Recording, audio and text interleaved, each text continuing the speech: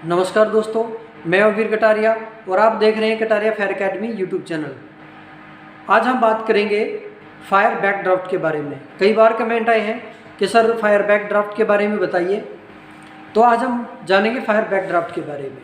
तो video start करने से पहले छोटा सा रिक्वेस्ट है, अगर आप चैनल पर नए हैं तो प्लीज़ चैनल को सब्सक्राइब कीजिए और बेल आइकन का बटन जरूर दबाएँ। वीडियो स्टार्ट करते हैं। तो आज हम जानेंगे फायर बैकड्राफ्ट। फायर बैकड्राफ्ट यह घटना कहाँ पे घटती है? फायर बैकड्राफ्ट से पहले तो मैं आपको एक मतलब इसका वर्ड को ही जानने की कोशिश करेंगे।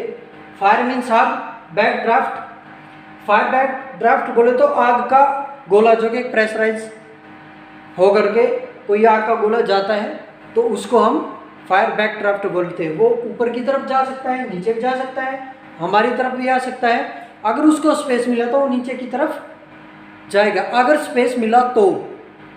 ठीक है, अब हम बात करते हैं कि ये सिचुएशन कहाँ पे घटती है। तो ये ज़्यादातर बिल्डिंगों में होती है। वो बेसमेंट भी हो सकता है, वो आपका कोई भी बंद कमरा जिसके अंदर आग लगी हो वो भी हो सकता है। तो कुल मिला के वो ऐसी जगह है जहाँ पे आग लगी है लेकिन उसको चारों तरफ से बंद किया हुआ है या ऑलरेडी बंद है। या आप ये मान लीजिए हमारा ऑफिस बंद और उसके अंदर आग लगी, तो वहाँ पे फायर बैकड्राफ्ट जैसा इंसिडेंट हो सकता है।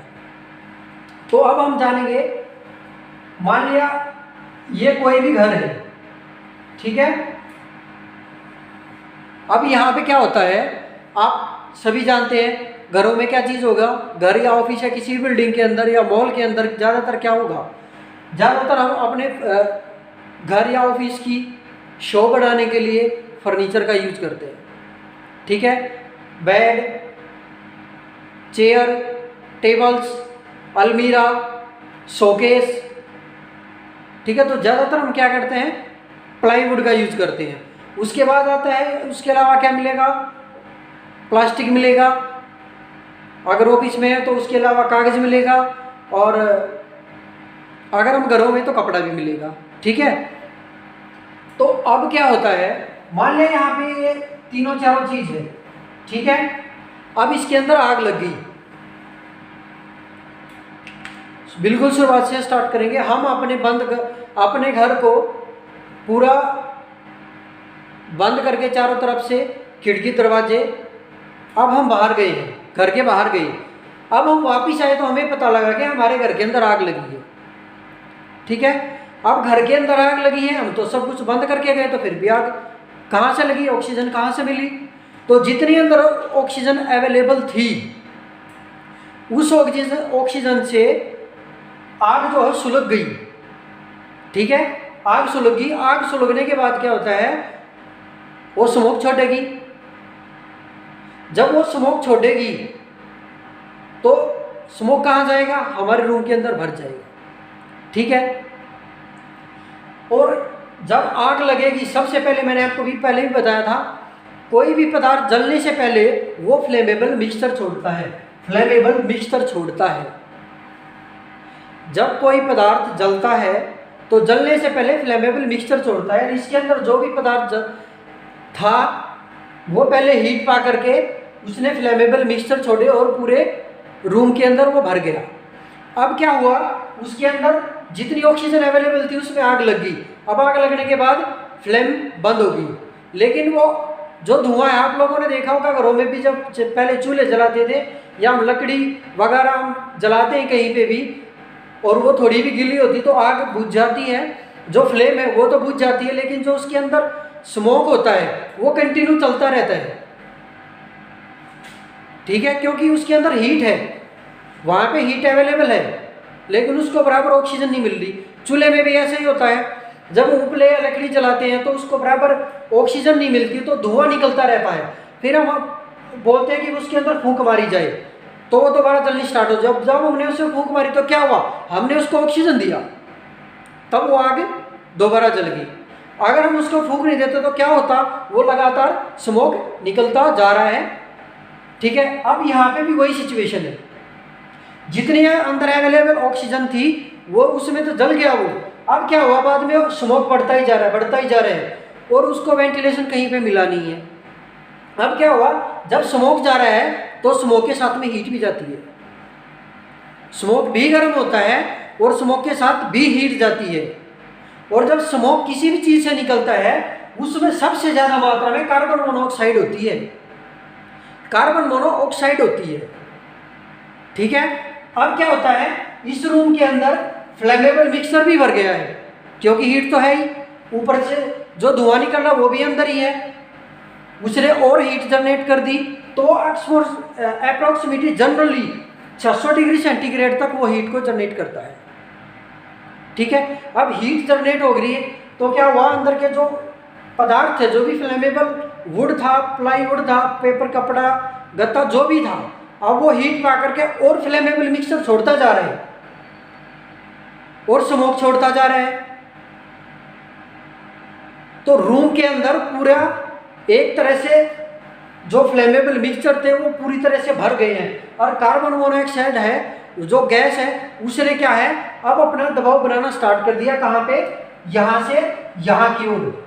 ठीक है, इसने यहाँ पे दबाव बनाना स्टार्ट कर दिया है।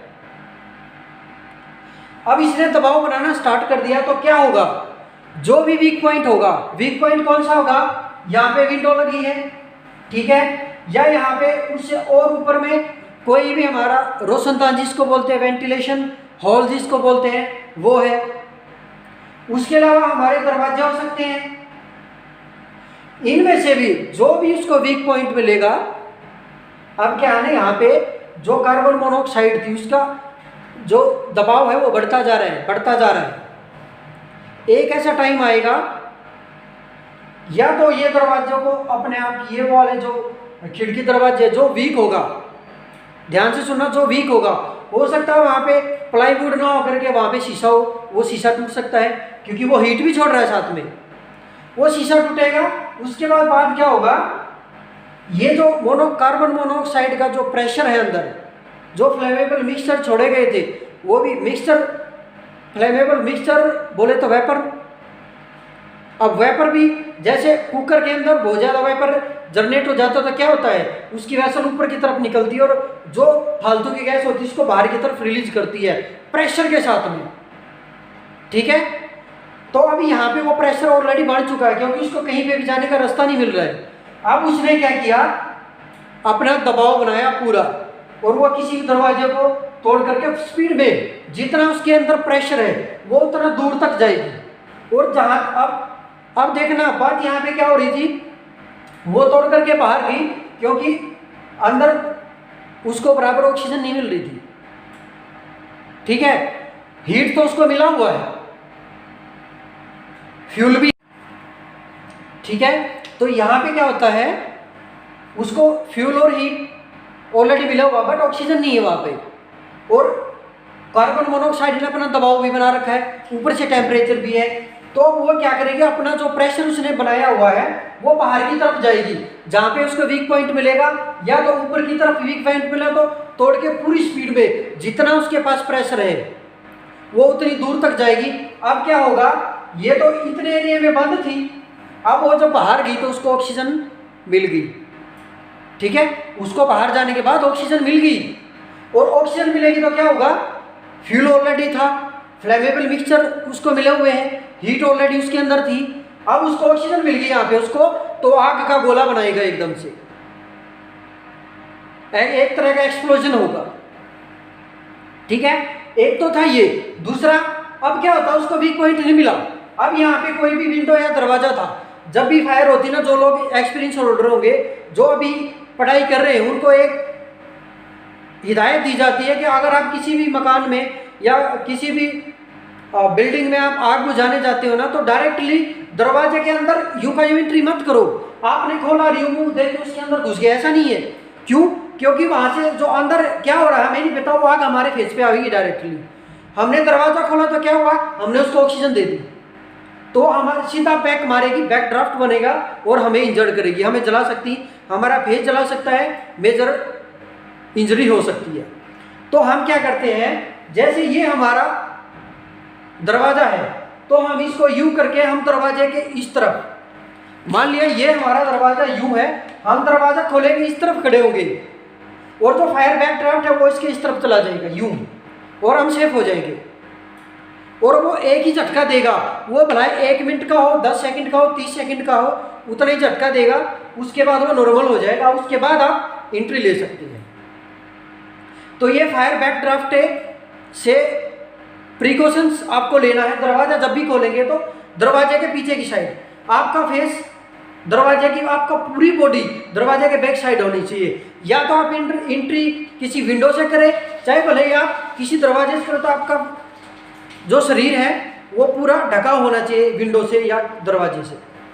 ठीक है, तो ये था फायर बैक ड्राफ्ट। अब बात करते हैं कि इससे बचा कैसे जाए। बचा यही जाता है कि आप दरवाजे को इस तरह खोलिए कि आपका बॉडी पूरा ढक जाए, और कोशिश कीजिए फायरमैन एक्स से ले करके आसपास की जो विंडोज़ हैं उसको साइड में होकर के तोड़ दीजिए, और जो उसके अंदर धुआं स्मोक फैला हुआ है, कार्बन मोनोऑक्साइड है, ये क्या होती है, टॉक्सिक गैस होती है, कलरलेस और ओडोरलेस होती है। और ये जो धुआं था उसी के जलने से, ये किसी पदार्थ के जलने से धुआं निकलता है, तो कार्बन मोनोऑक्साइड सबसे ज़्यादा जनरेट होती है। तो आप इस चीज़ का भी ध्यान रखेंगे। जो हम अंदर जब जाते हैं तो हमेशा ज़मीन से सट के जाते, क्राउलिंग करके, कभी खड़े होकर के नहीं जाते। हमारी आंखों में धुआं जाएगा, इनहेल करेंगे हम, टॉक्सिक गैस हमारे अंदर जाएगी, कार्बन मोनोऑक्साइड जाएगी। उसके अलावा और भी जहरीली गैसेज होती है, वो डिपेंड करता है किस प्रकार का अंदर पदार्थ जल रहा है। वो जिस तरह का पदार्थ जलेगा उसी तरह की वो आग छोड़ेगा। जो प्लास्टिक होता है उससे और भी जहरीली गैसेज रिलीज होती है।